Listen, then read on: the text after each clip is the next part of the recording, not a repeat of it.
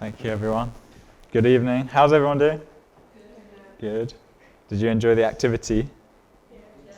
Yeah. Interesting answers to the questions. Okay. So my talk is on spirituality today. It's kind of a hot topic. So the title of my talk is "Where Can I Find God?" So maybe my first question would be, does anyone here believe in God? Does anyone here believe in God?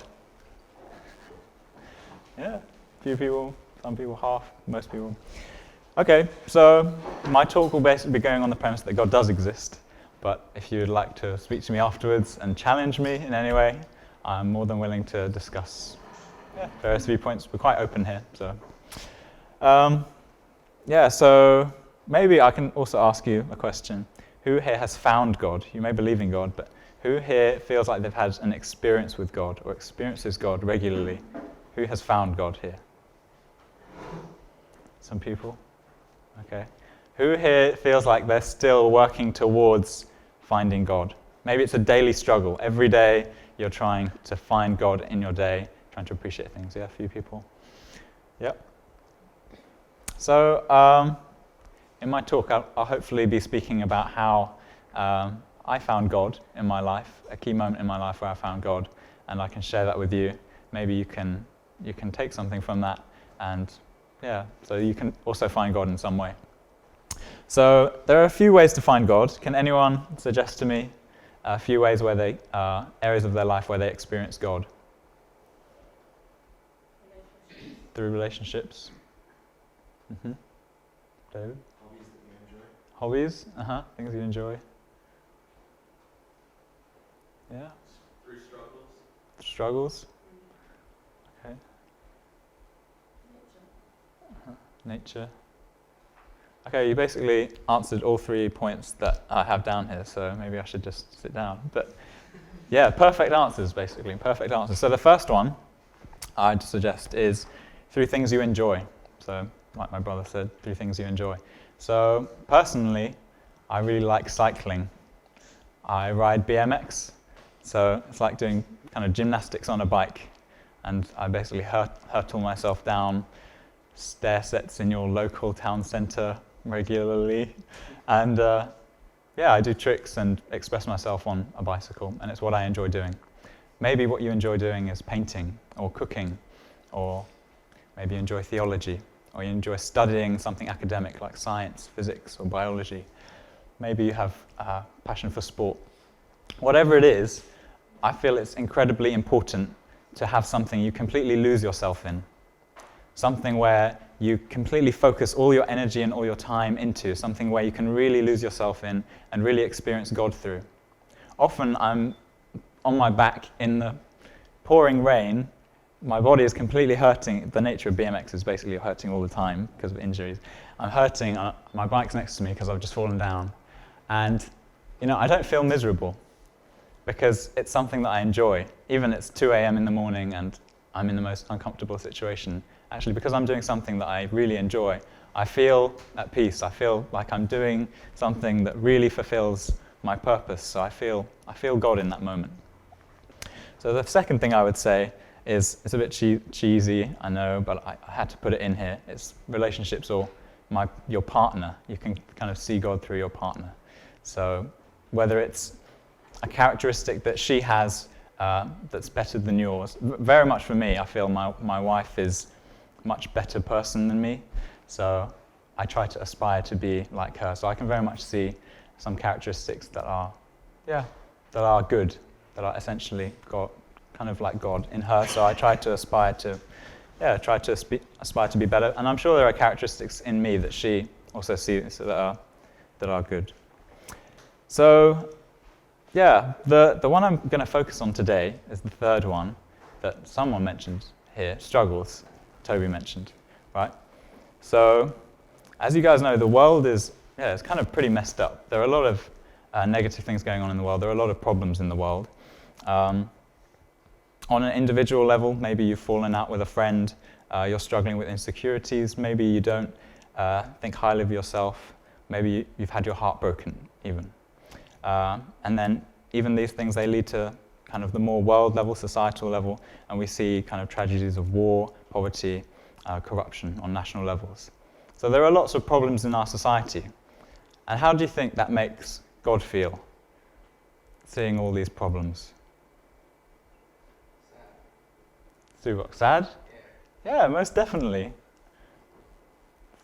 God feels incredible pain. He's so sad when he sees all these terrible atrocities going on throughout the world. Any other emotions? How would you feel if you're kind of the parent of humankind and you're seeing all these things going on? Frustrated with human beings? Yeah, frustration. Anyway, there's as well as being a kind of being of joy and happiness, I feel God is incredibly painful when he sees the state of the world. In many ways, this is kind of the area that Carp is trying to tackle. It's trying to tackle social problems. It's trying to improve the world in some way by raising young leaders in society. So, if God is feeling sad, then in one way you can find God is by understanding God's sadness or understanding his heart. So I'm going to tell you a point in my life where I felt I could understand God's heart quite deeply, this kind of sad portion of his heart. So I was on a kind of workshop, week-long workshop, and we had one day, it was a challenge day, and we were in teams. So on this challenge day, we went around various posts doing different challenges in order to get points. Towards the end of the day, we were doing the skipping challenge, and it was really exhausting. We were doing it for about an hour. And yeah, we basically kind of gave up on that challenge. So we kind of felt completely defeated, completely deflated after this challenge, my whole team. And yeah, my team leader was, he was determined that we keep going. So we went to the final post of the day, and we were completely exhausted. If you can imagine kind of doing challenges for 8 hours, we completely drained. We ran around the house 20 times, this big house, 20 times. And we went to this one particular post, where your team leader had to hold a broomstick above their shoulders, and there were 2 buckets, 3/4 full, with water on each side, and he had to hold it there like this, holding it above his shoulders. And there were 3 other buckets that the 7 other team members had to hold, and they were full with water. And you had 1 opportunity to hold a bucket each. So there were 3 buckets and 7 members. So we knew we had 1 shot each to hold it for as long as we could, and then we could pass it to another person, and then they had their turn.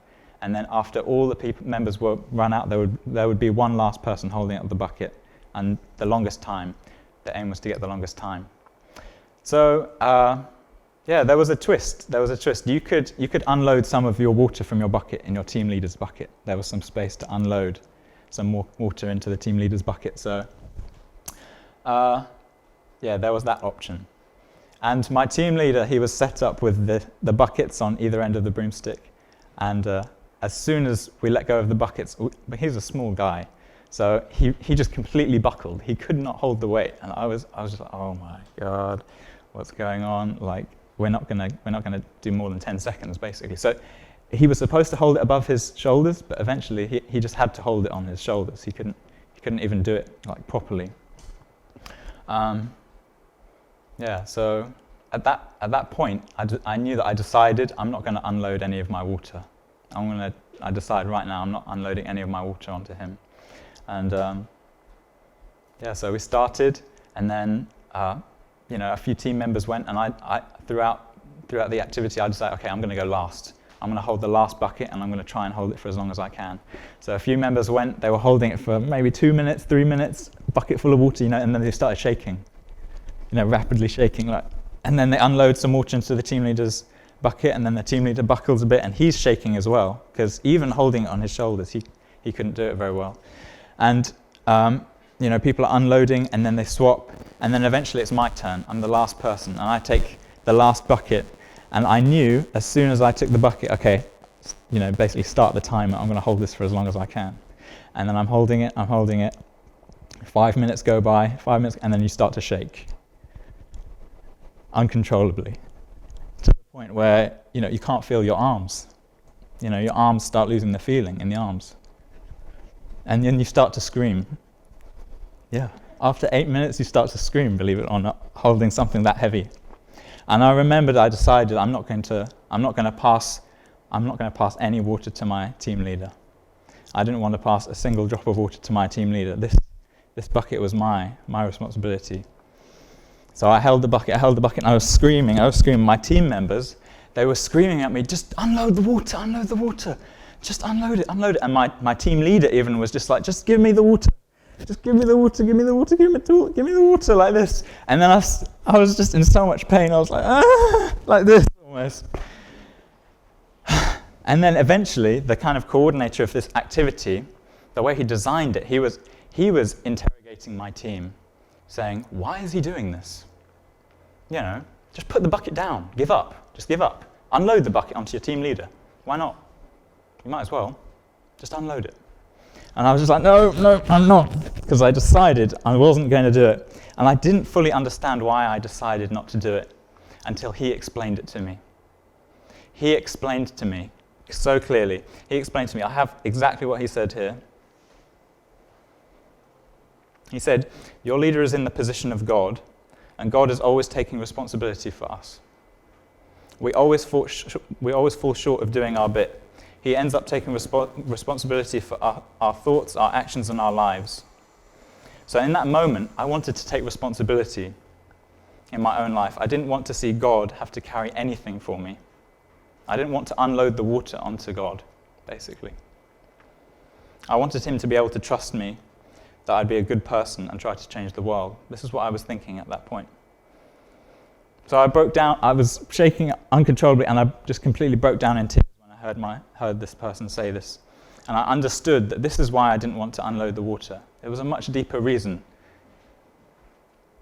And my whole team just came to me and gave me a big hug, and I just felt God's love. And then after this, my team went inside, and I had to be by myself, so I went into the forest and cried and prayed for an hour until I couldn't cry anymore. And I understood, through all my experiences in my life, I haven't been taking my responsibility seriously. God has been carrying a lot for me. This is the kind of experience that I had with God on that day. So I wanted to be like my team leader. After that, I wanted to be like my team leader for other people. I wanted to be like God for other people. I wanted to say to other people, you know what, I'm carrying more than you're carrying, but it's okay. You can come to me, and you can give me as much water as you want. You can tell me about your problems. You can ask me for advice. You can take my time. You can take my money. It's fine. Even though I don't have much, I'm carrying more of a burden. It's okay. I wanted to be this kind of person. Yeah, I wanted to be someone who could support other people like God does instead of giving my responsibility to someone else to carry. So in that moment, I found God. I understood his heart. So thank you.